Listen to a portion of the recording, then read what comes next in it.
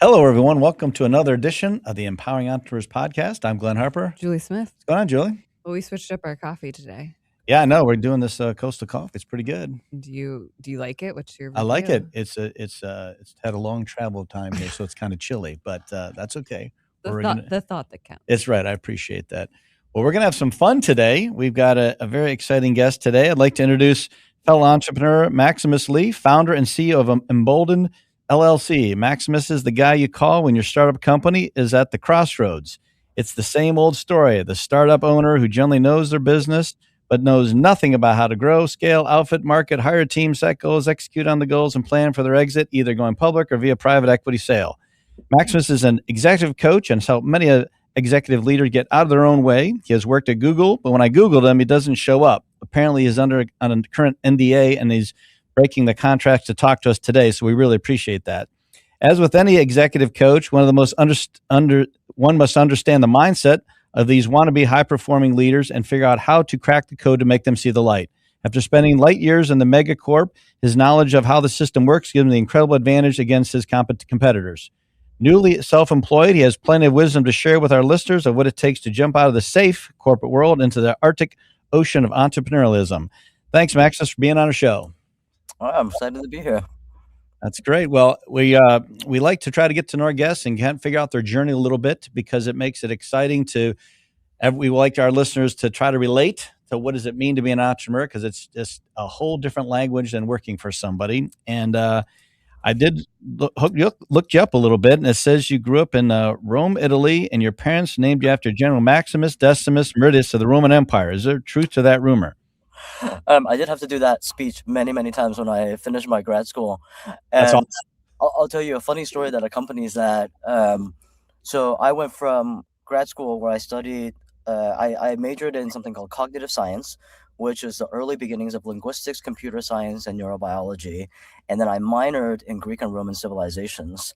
And at my interview, because Google recruited me to go join their team, I said to my interviewer, I don't know very much about recruiting, and I don't know that much about Google, but I know more than anyone would care to know about the rise and fall of the Roman Empire. And the woman who interviewed me, who later became my manager, said, "Oh, that's exactly what we're afraid of. We'll create a job for you to come here and do that." And that's my first job in the world of corporate. How crazy is that? Was that just something that you were interested in, or how did you get to want to take that minor? I knew that I wanted to work at the intersection of people, like systems and revenue. And there wasn't a lot of jobs that were sort of, available for somebody without any kind of MBA degree. But I knew that there were these companies in the Silicon Valley that were growing pretty fast. And I figured I'll just do whatever I needed to do to get in on the floor. And recruiting was a place where they were really trying to scale headcount very quickly. Google was looking to hire 3,000 engineers that particular year to grow sort of from search to maps. And what I didn't know that came out in that interview was Google was also very afraid of scaling itself into mediocrity because it had seen that happen in other older companies. And, Simon Sinek has this great quote where he said, when Best Buy went out of business, right, like Amazon didn't win anything, right? Or like when Blockbuster went out of business, Best Buy didn't know what was coming up next. And so Google sort of had this, amazing sense of impending doom where they were trying to avoid themselves from doing that. And they're like, we need to figure out how to do psychology. We need to figure out how to do organizational design in a completely different way than we have.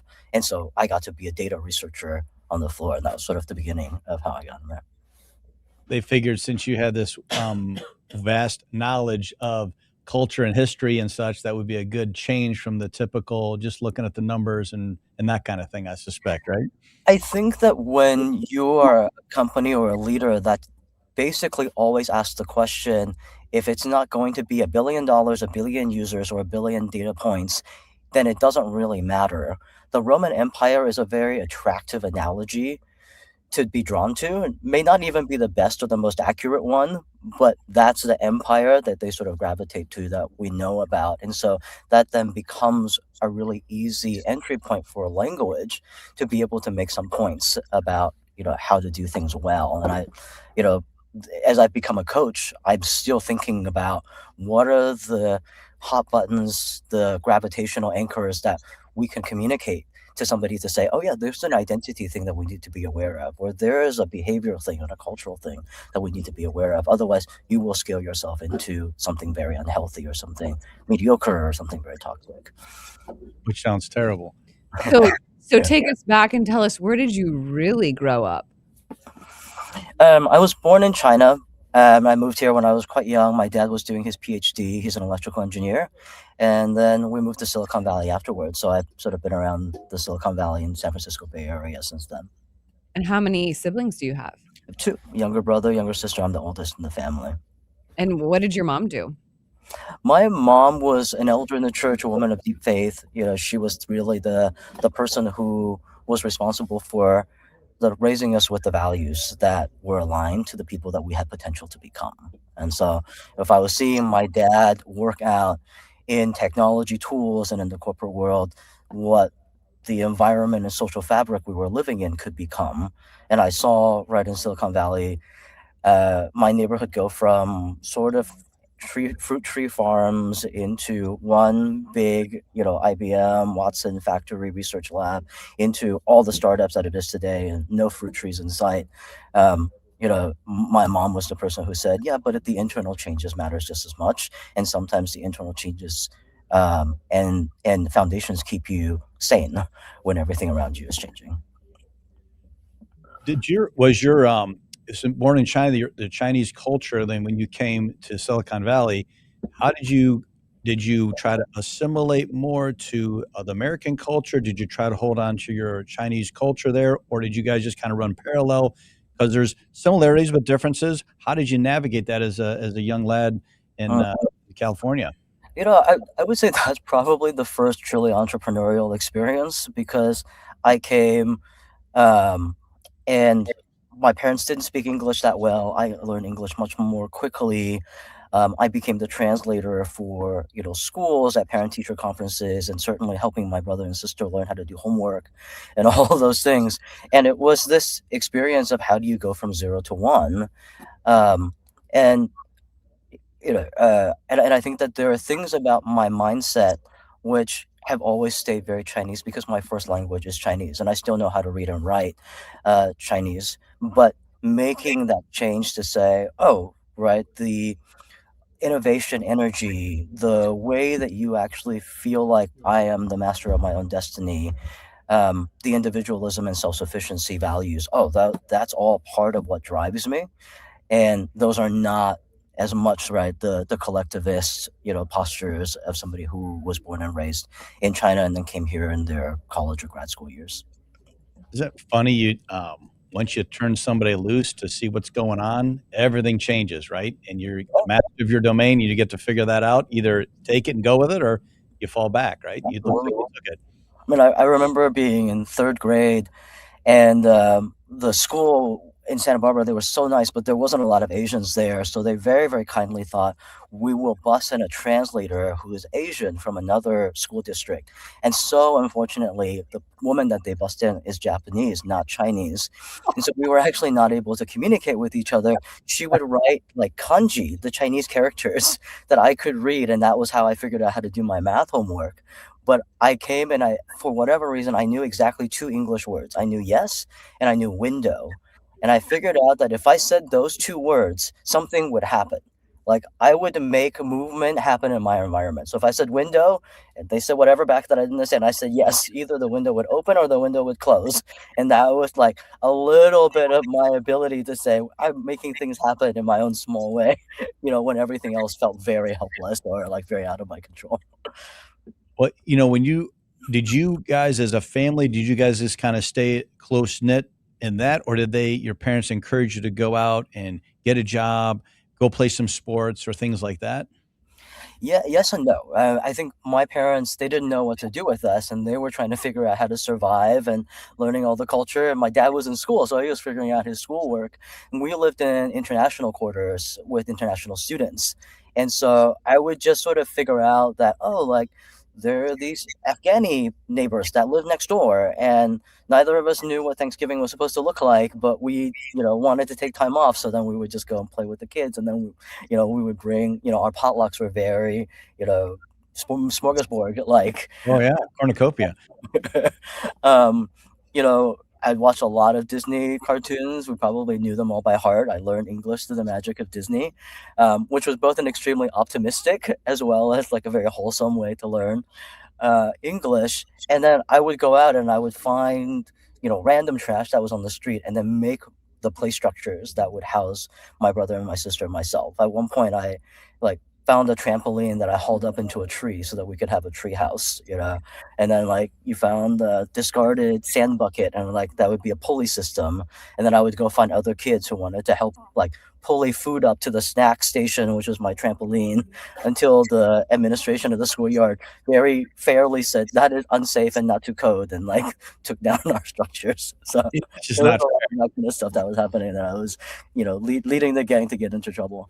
Yeah, the excitement is the hint of danger, right? And, that's why we as kids go do all that stuff. So that was, unfortunate they busted you.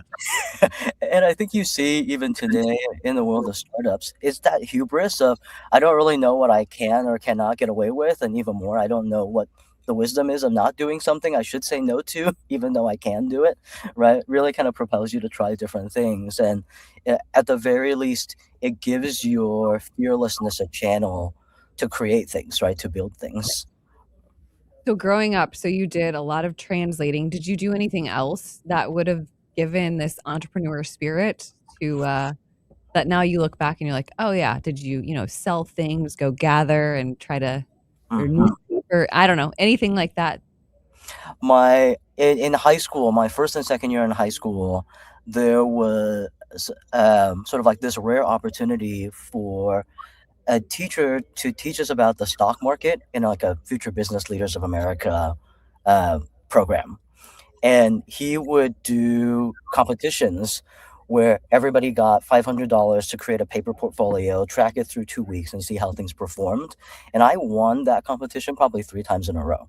And that Wow. was the first time that I was like, you can generate value by looking at trends or harvest value by looking at trends. And I think I probably got $20 the first time and it ended up to be $100 the third time. And then I become much more involved with the speaking, persuasion, mock trial stuff that was all part of business leaders, because that high school teacher just really gave me that opportunity to see how somebody with no real understanding of business could understand the markets here in the United States. That's pretty cool.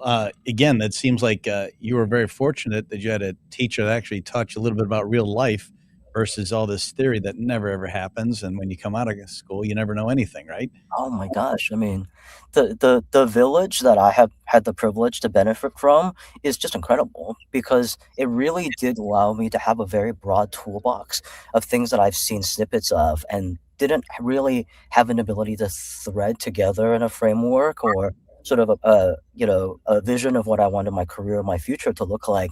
But it gave me such a clear understanding of these are the reward incentive systems that work for success. And I'm so grateful for that, right? Like, and I now tell people sometimes who are parents of young children, like, just let them try, right? Because like, don't just teach them how to save, teach them how to invest, and that's actually going to be really different in the terms of how you think about business success or career success later on. Was this, your all through, junior high and high school, was this in that same international school community where you guys were at, or did you finally move and get to, like, the normal kids' school, right? Yeah, yeah, absolutely. So yeah, I had exactly 3 quarters to get out of ESL because then there was no more ESL at that school. And by Mhm. junior high, my father had graduated. He got a job up in Silicon Valley. We were in San Jose, so then I was part of a regular school program in the public school system. And so this plan that this, futures thing, this was not at high school, at the regular public high That's right. school, it was the other That's place. And right. Man, how you're probably light years ahead of everybody when you went to the regular So school. crazy, right? It's like I don't even know that other Why is people that? do well, that. I was gonna ask how that transition went. It probably was you thought, Yeah, like, you could have you probably could have graduated that school immediately when you got there. I think that the transition at the time, I was trying to make it feel like no transition because I was so tired of being the visibly standout person. And everybody goes into high school thinking about how am I going to reinvent myself, right, to adjust or redeem from the things that I didn't like about being in junior high or being in elementary school. So I tried really hard to make that a non adjustment. And then it took me a while to realize, oh, I have leadership qualities that are different than other people because of this translation stuff that I'm so accustomed to doing. And so, like, at one point, I was on a interview board for students to be able to interview future teachers. There was like three of us that were nominated to do that, and I would write up really serious interview notes. I went to the library and looked up how interview notes were supposed to look. I did that. I was in the journalism program, and so we were covering teachers' unions when teachers were on strike. It was a pretty professional publishing setup. And so I try to do those things that allow me to always balance having sort of like a creative output against the biology STEM things that the very competitive public school that I was at was interested in to measure excellence. It's weird. The the freedom to kind of know how it have the taste of how things work in the real world. You didn't have this like fear of failure thing. You just were like, you kind of could put it all together. And then when you know something that somebody else doesn't know, you immediately become the authority in the room because they look at you like you know it, right? And so you had a couple pluses in your column that made you be able to be when you walk in a room. People are like, oh, there's that guy. He can translate. He knows this and this. He's had this experience. And you probably carried yourself a little bit different than if you were just went to public school your whole life. I think that's fair and also very, very flattering. So thank you for that. I think that there are two things that I learned. One of them is you do learn better when you have to explain the thing that you know to other people. And so I found a real joy in doing that. Classroom sizes at Lynbrook High School where I went were like 40 to 60. So if you weren't helping the person next to you, something about you hoarding information felt very antisocial or not pro-social. And so there was sort of like the peer pressure to be like helping other people. But I also sort of had this uh, heritage in the back of my mind that comes from, a story about my grandfather, which I've told in other podcasts and I'm happy to share. My grandfather was an orphan who ran away to join the military, and by the end of his career was a 4-star general, literally taught himself to read in the army. And there was a phrase that he used to carry, which is, if you can't be normal, then just be exceptional. And I kind of felt like, oh, there was a part of my heritage where after a while I was trying to be normal, I was trying to be assimilate, and I realized, oh, my English doesn't have an accent. I'm getting away with it. And then they would do Dr. Seuss for prom or for some sort of like spirit, and I had no idea who Dr. Seuss was. I knew Shakespeare, Nietzsche, and Disney, but I didn't know Dr. Seuss. And so I was like, oh, I'm just never going to really fit in. And what tools do I have? And it's like, well, I have this heritage that says can't be normal, be exceptional, be extraordinary, right? And lean into that. And so then I sought out opportunities to do that. If you can't quote Dr. Seuss, you're never going to fit in anywhere. That's the rule. Well, apparently that was something that everybody knew. I didn't have any of the nostalgia, right? I had no mac and cheese. I had no, I just didn't have any of those things. And it was then, how do I find a different way to connect? Well, you're just weird and exotic, and like, but you can explain it, right? As opposed to be isolated because of those differences. I was like, so like, let me explain it in ways that I think will all of us can share in the joy. Do you think your siblings were able to kind of take their adventure how you have been able to kind of do the same? Did you guys all navigate it the same way, or how did that look? Just curious. Yeah, my siblings are very much second and third in the birth order. So my sister is so much smarter than me. She didn't get in half as much trouble. She saw the things that I was doing that was going rogue, and then she figured out how to do it in much, much less glaringly different ways. And so, like, my sister was editor-in-chief of the newspaper, and I think that she was in line to become one of the prom queens. And that was just never something that people would never even put me into that category because I wasn't a mass appeal kind of. I had made that my thing, right? Where it's like, oh, I'm in the margins and I can speak into it. And my brother, was constantly struggling with having two extremely high achieving older siblings, and then trying to find his own thing to be in much more. I think he did pottery class instead of journalism. It was, so he tried to find his own territory in that way. How did you pick the University of California in Berkeley just because it was close by, or did you have some kind of scholarship, or is there a reason you chose that university? Yeah, I did have scholarships. My parents also told me, we have 3 kids to pay for college, so please go somewhere cheap, and then you can go wherever you want private for your grad school on your own merit. And Berkeley is still to this day the greatest bargain investment of my life. I did all 4 years of my grad school plus 2 years of graduate work, and I think my total bill was $26,000. Crazy. That's like not even one semester today, right? And the thing that I love about doing CS at a place like Berkeley was introduction to CS. The first day of class you go in and they say, in this class you're going to learn how to create your own computer programming language someday. Your homework assignment is due on Fridays. We will not talk about any of the homework assignment. By the way, we created our own language called Scheme. All your homework assignments will be due in Scheme. Somebody in the TA office will tell you where the computer lab is. There's 400 people in this class, and then they just go into all the intricacies of like creating a computer language. Language structures describe reality, so you need to be really careful about the ethics of the reality that you're creating. It's just like, figure it out. Everybody comes out of that program with low self-esteem because we think we're getting away with something every day, but you had to figure it out yourself. Whereas the first week CS program at a place like Stanford, they walk you to the computer lab, they talk about the syntax of what you're creating. It's a much more gentle on-ramp for somebody who's new compared to Berkeley. But I was a Berkeley kind of guy. I love that. Just test me and I'll figure it out. So you were the typical thing, just dropped right into the fire and see what happens, and that's how you thrive, right? That's right. That's right. And you're in the class with 15% of the people who came from private schools who had already taken CS1 at a community college or as part of like pre-start before, who are pre-med and trying to get 4.2 GPAs for the thing that they're doing. So it really keeps you very humble. But you're just like, oh, how do I learn? All right, great. Like, what resources do I need? Right? What do I need to do for myself to be able to not just pass the test but absorb the information? Because there's no way for me to compete with the person sitting next to me otherwise. So there you are, you're in school and you're still not thinking of hanging up your own shingle and being an entrepreneur. You were trying to get the hardcore Silicon Valley experience, right? You were trying to go work for Megacorp and try to figure that out. Was your path that you were on, correct? Sort of, yeah. Yeah. Did your dad have any influence into what you were majoring in? He wanted me to do engineering. And in fact, I think there was at one point where he disowned me because I didn't want to do engineering. I wanted to be pre-med, which is very Asian.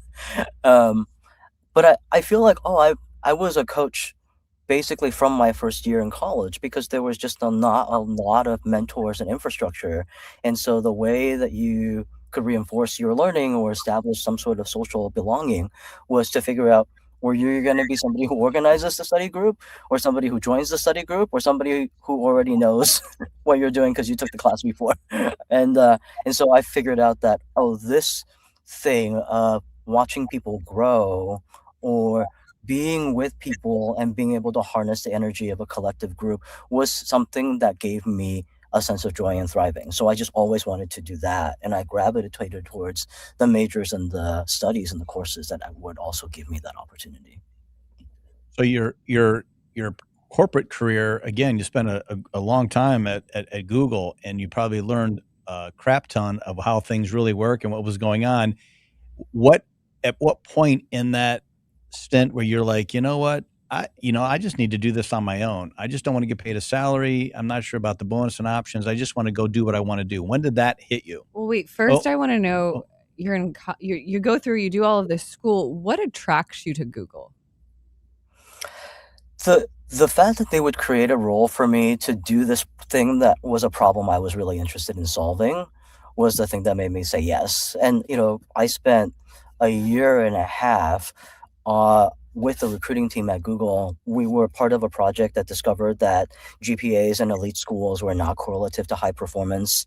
I was one of the first people who looked at Google at that time. The culture test for whether or not you were Google or esque was called the airport test. And the test was, if you were stuck in an airport for 4 hours with either Larry and Sergey, did you have enough things to say that were interesting to keep them engaged? And my response was, I don't think that I would pass the airport test. I said this to my manager. And she's like, why? You like box, you do all these things, you have such interesting stories. Why wouldn't you pass it? And I said, from my culture, it is extremely inappropriate to initiate conversation with somebody so high above you who is important. I would just assume that they were busy and I would never strike up a conversation. So I would fail that test.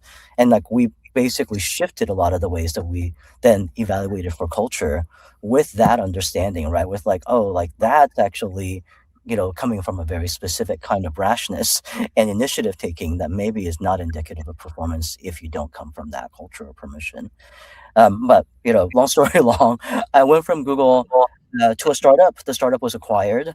They didn't keep any of the non-engineers. My CEO cried at my exit interview, and he said, "I'll write you a reference anywhere, but for some strange reason, Joe Kraus, who is on our board, wants to talk to you about a role at Google Ventures."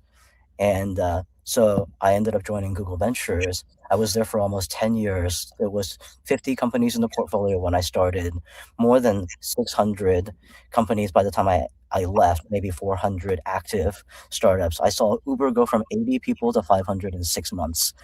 And it was that, you know, piece of being in the boardroom, being able to help write follow-on investments, watching companies with great ideas scale themselves into mediocrity or not know the difference between building a product, building a company, and building a business. That then was like, oh, I don't work for, a company. I work for a venture capital partnership of which I get, compensation if the portfolio does well.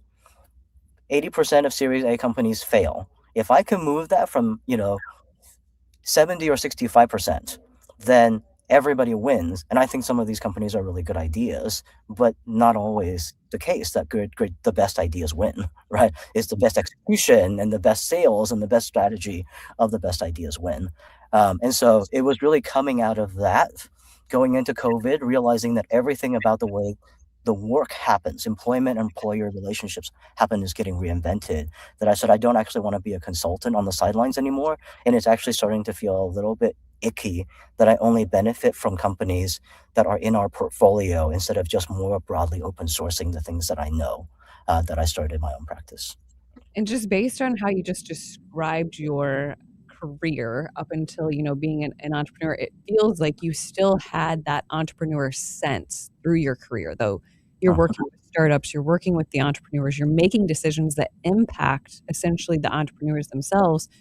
Did that kind of like open your eyes to some of that as well? mhm. Yeah, there were two things that I really opened my eyes to when I was at GV. The first thing is, everybody is a startup unto ourselves. You are building your own startup brand. You do get to write your own job description. It's a matter of whether or not you can close somebody to buy into your own vision of the job, but you're always doing it. And especially in tech and in startups, you're not really rewarded ever for saying, oh, that's not my job description or that's above my pay grade. In fact, completely the opposite, right?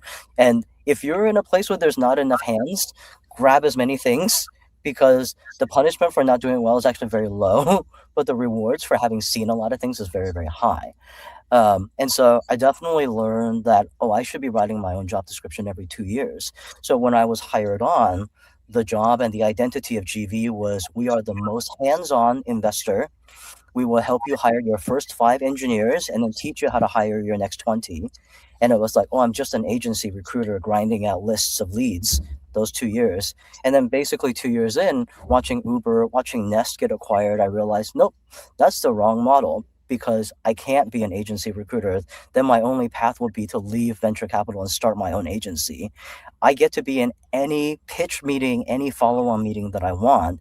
And if talent is the reason why somebody makes it or doesn't make it, I should have more influence over how we pick. And so then I got to write to be much more in that front end.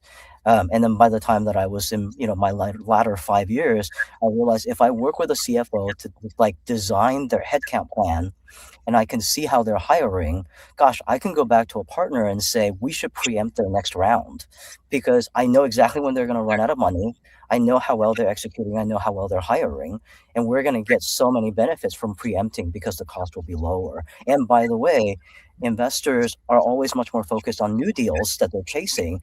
I'm actually the expert on the existing portfolio compared to them. Why would I hold back just because of my title from like giving that insight? And it just completely changed the way that I was able to, create the entrepreneurial function of operations, even within a venture firm. It's so bizarre out there. In these portfolios, they're trying to identify, they're going to grab 50 and they hope 5 hit or whatever that is. And you can't possibly put all your resources to all 50. You're just doing the law of averages. You're just trying to get them all in and just see who sifts through and is the best. Whereas as an entrepreneur, you can go strategically and find the one that will probably be the one that will be successful. And your odds are probably way better than 20%. They're probably closer to 7 or 80% success. So that's probably a lot more rewarding. But at the same time, you're like, all these people, if they just had the product that you offer and the knowledge that you have, half of those would be successful, probably, but they just don't have access to somebody like yourself. Why is that? It seems like there's an open space in the market for that. Where are these people at that can help these companies? I think that being an entrepreneur is so hard. Oftentimes, the question that I get, right, is like, how do I find time for coaching? In fact, that could feel really selfish if I were to do that because my company needs me, my business needs me. I am the sole point of failure and the bottleneck for so many different things. And so there are VCs who have said, well, you have to, right? This is a mandated thing. You have to do coaching, or this is a mandated thing where you have to make time for me as a board member to advise you, and then that becomes an entry point into, being able to do some of the deeper work. And so I have a tremendous amount of empathy for that because even as I've been building my own practice, I have to ask myself that same question, right? What is everything that I can do? And then what are the things that only I can do and be able to distinguish between those things? But I also think that what happens in venture and investment culture in general is the person who has the inside information gets to win more. So how many of our checks are we written where it's like, oh, I met this person at Marissa Mayer's Halloween party, right? And it was like, what? What percentage of them are all Stanford grads that all come from this extended network? And then a person with a really great idea comes in, and I can tell within 30 seconds, oh, we're not going to write this check because you don't know the secret language and the handshake that's going to get you the check. And it's not because of anything having to do with your potential or your capability, right? It has to do with not knowing that inside language. And so when I say, oh, I started to feel a little bit icky about only servicing my portfolio, it was because of that. It was because this is a very specific kind of throughput line. And it's not actually necessarily making the world a better place, even though everybody who comes in and pitches us has the dream of truly making a difference. So why would I put myself in a place where the conflict of interest makes it difficult for me to share that more broadly? So do you think, and again, I'm just off the cuff here, do you think that your impact comes from helping people learn the secret language to get them in front of the correct people with your experience?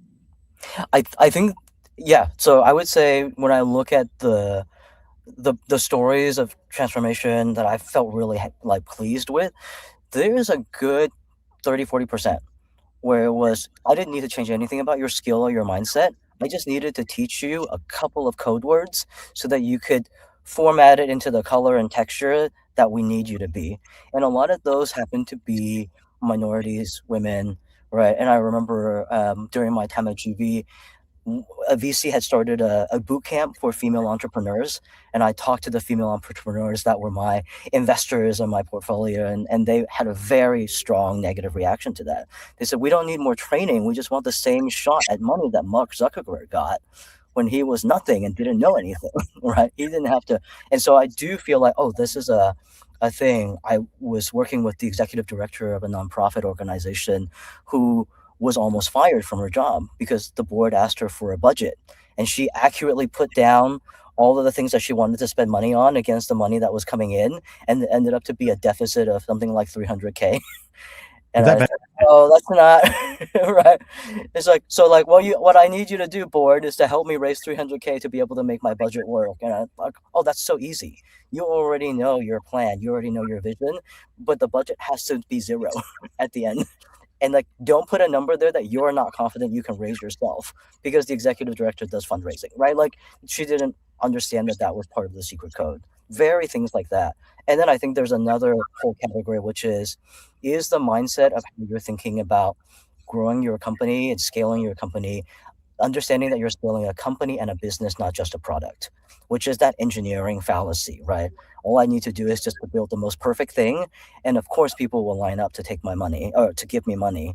Untrue, right? Yeah. It's so bizarre that there is such a competitive advantage of either you're in the club, you're not in the club, and there's just that's a real line. It's a real thing, and navigating it, I guess, creates a lot of opportunities for you and your clients. Are you trying to be a solopreneur, or you're trying to build and scale your company like you're trying to teach everybody else to do? Where are you at in that journey in your business? I am trying to figure out, like every one of my companies, how do I properly use AI as a tool that still allows us to be human first? So I think about scaling my business, and there have been people who've come up and said, what if you just cloned your phrases and questions into an AI chatbot that they can like install as a browser extension? And that's not something that feels very human first to me. And I think that it would actually take a lot of the joy and the impact that I get out of my work.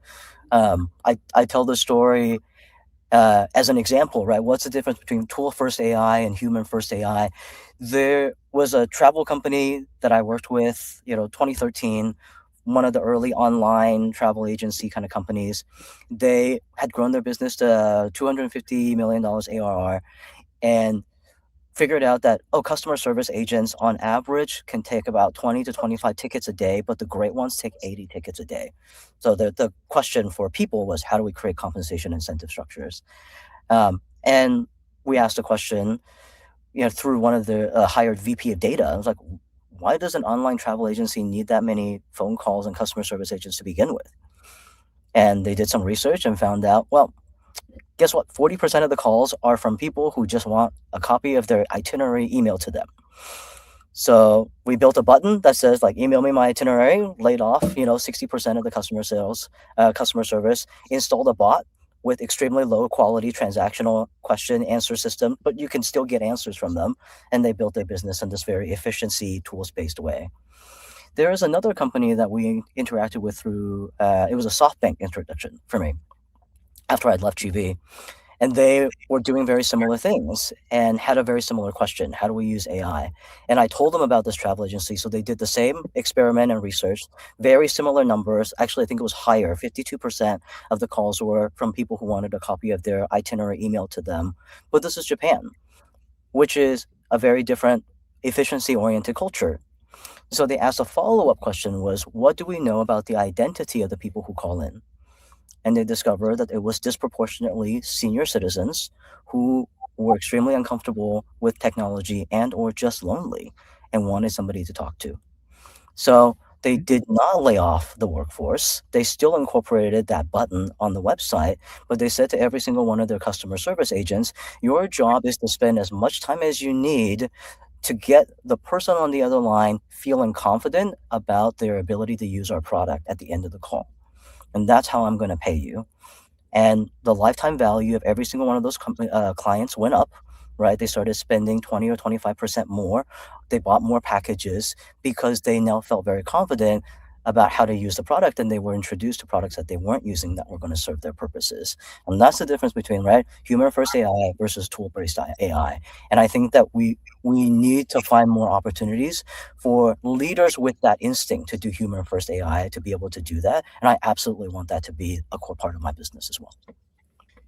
Yeah, there's definitely some things that I just want to hit the button. It's a transactional thing. I just want it done. But as a general rule, or just a society that we want to deal with people, and we want to be heard, and we want our problem to be understood. And then hopefully somebody can give us a solution back or give us some guidance. and that's really hard to get from an AI bot. Oh my gosh, yeah. The human touch. The Yeah. human touch. That's it. Yep. So I'm curious. So when you go to leave GV, how does that go down? Because I can't imagine them wanting or allowing you to leave. I imagine they want to, retain you. So how do you make that jump? Wait, sorry. Repeat the question one more time for me. So when you go to jump ship, you're leaving Google Ventures and you want to go on your own. How does that go down? How do you make the leap of faith to go on your own, or do they try to keep you in? Like, how does that go as going from an employee to entrepreneur? Yeah. I mean, the great thing about GV and I think the Google ecosystem in general is that what we call exuglers, the alumni network is really strong. And so, and my first boss, who was very much a leadership mentor to me, a guy named Bill Maris, he would say every Christmas party, right? This is a Christmas party that's for our spouses and our friends and our partners, because it is only because you let us borrow our colleagues that we get to have the business and the company that we have and to work with such amazing people. I am very realistic about the fact that everybody who is here is a volunteer, because we hire great people and great people have choices. And so, because that's always been sort of an overarching phrase, we are very free about people like leaving and people incoming, so long as we're still part of the same ecosystem. There's a lot of friendly support, and I'm still on great terms. And people will send me referrals from the network and for the portfolio. So talk us through, though, how do you get to the point that you're just ready to leave? Oh, I see. I think that COVID really was the point where I saw the trend being very, very clear. We had gone from predominantly thinking about executive team build outs or business and revenue to HR leaders and entrepreneurs. I remember having a call with somebody who was crying in their car because he had to put his mom in a assisted living home. And the reality was that I had just dropped her off and I'll probably not be able to say goodbye because the shelter in place is so strict and so stringent. And,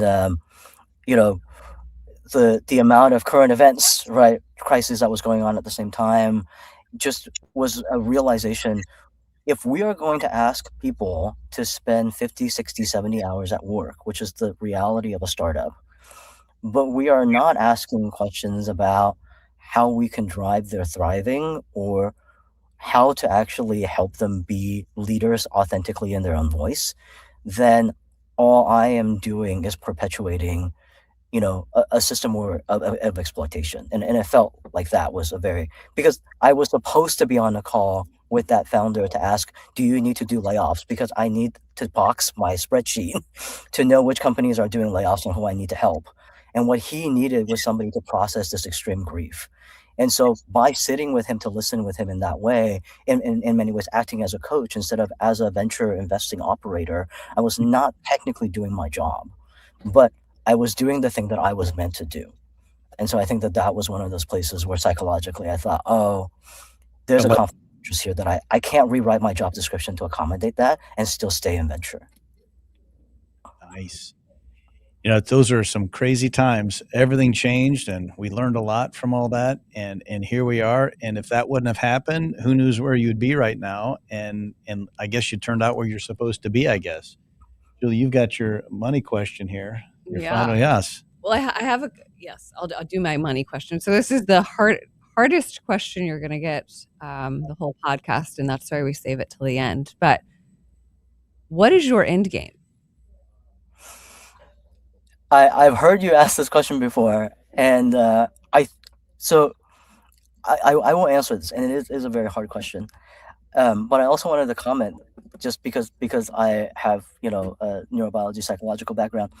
I think it's interesting that you say end game as opposed to what is your vision or what is your what is your meaning, right? So I think that's interesting, because you are creating pressure for me to think about my mortality, and that's a different prioritization and setting framework. So I think that's really interesting, and I'm actually really curious why you do phrase the question that way, as opposed to what is your plan, or what is your exit strategy? Well, I think as let me speak here, and I don't know that we think it through as much as you're maybe giving us credit for, but I think as entrepreneurs, we think of the word vision, all those things, plans, those all get thrown around a lot, but we don't often go straight to the end and Yeah. think backwards, right? So what's your vision for 2026? What are your goals for 2026? What are your plans for Q1? What are you going to do for Q2?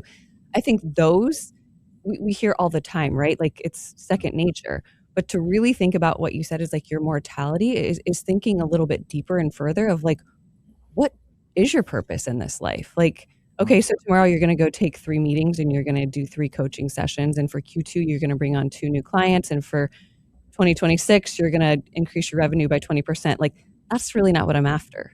I think there's really two lines of people, right? The people that have a job, their end game is I want to put in my 40 years and retire and relax. Entrepreneurs, they're just not wired that way. So the end game is different. It's hard to find an entrepreneur that wants to, oh, when I hit 50, I'm out. They never really stop. And that's why the question is the end game for most people who have real jobs is I just want to get to retirement and vacation all day. Entrepreneurs, it isn't like that. Yeah, absolutely. No, and I like the phrasing of the question because of how it forces me to think about that.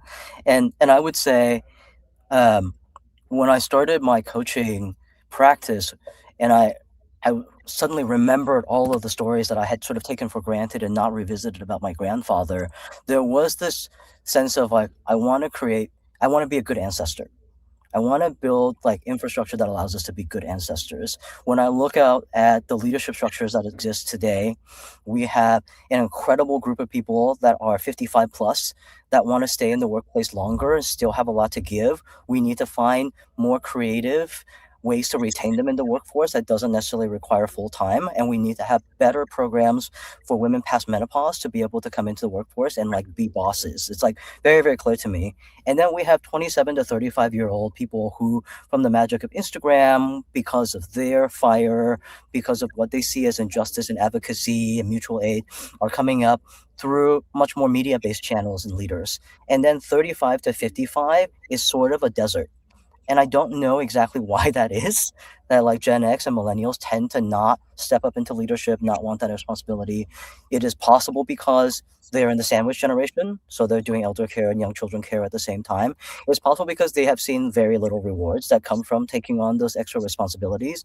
It could just be because it feels like a very exposed place to be, and nobody has given them the opportunity to learn that secret language that gets you in the room to really exercise your powers. And so when I think about like, what do I want, my eulogy from the practice, it was like, oh, like I created 1 million to 5 million leaders that actually are good ancestors for the generations of people coming into the workplace, right? So that feels like something that's really important. And it's also really important that they not be imitating me when they're doing it, that there is an ability for them to integrate it into their own sense of identity and their own voice, because that's what I had to do as an immigrant, and that was my grandfather's story as well.